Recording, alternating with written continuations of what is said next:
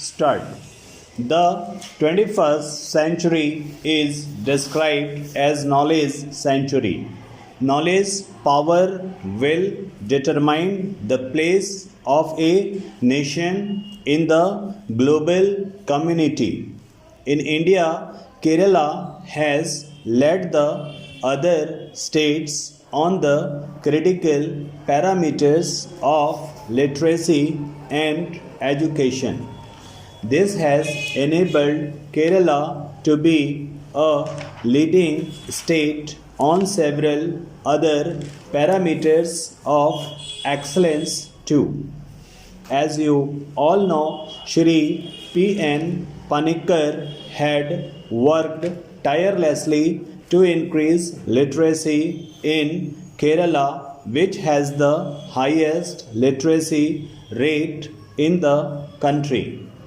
I will be unveiling the statue of the late P.N. Panikkar on the coming Thursday, December 23rd. Shri Panikkar is an icon whose commitment to education should inspire everyone, especially the youth. In the context of Kerala being a leading state in the area of learning and education, let me share with you a recent development about which some of you may be already informed. The Union government has recommended names of 3 cities from the entire country for being listed in UNESCO's global network of learning. Out of them, 2 cities are from Kerala. These 2 cities are Thrissur and Nilambur. Being part of this global network supports the achievement of the sustainable development goals, especially the goal of ensuring inclusive and equitable quality education and promoting lifelong learning opportunities for all. As far as gender equity is concerned, Kerala not only has favorable sex ratio, it has also been on the forefront of women empowerment. I am not surprised at all that all the 3 gold medals winners in today's convocation happen to be our daughters. I am also glad to note that the number of daughters who have received degree is nearly 3 the number of boys. I have been told that our daughters constitute 64% of the total number of students in the university. I have been observing this growing empowerment of daughters through education in other parts of the country. Also, in this empowerment through education of our daughters, I see the India of the future, which will become a knowledge power with rich contribution from our daughters. This convocation day takes place amid an extraordinary global crisis. The COVID-19 pandemic has been unprecedented in the modern era as the virus keeps mutating and throwing up new variants. Scientists are grappling with the situation and trying to find a cure to come out of these troubles times.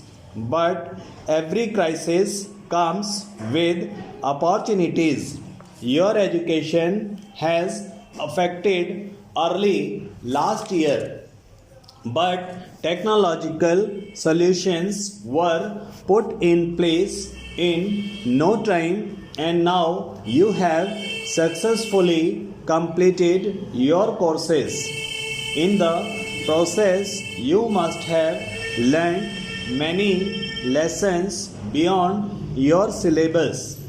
You have learned better ways to respond to difficulties and challenges. It has been an extraordinary crisis for the nation too. So many lives have been cut short that it will take a long time for us to come out of this collective grief. Yet there has been a lot to be grateful for. Many lives have been saved too. Our Corona warriors exemplified the best human values. Our doctors and scientists rose in the challenge. Our government has been efficiently overseeing the largest vaccination exercise in history. Dear students, I love visiting Kerala because of its incomparable natural beauty and the warmth of the people here.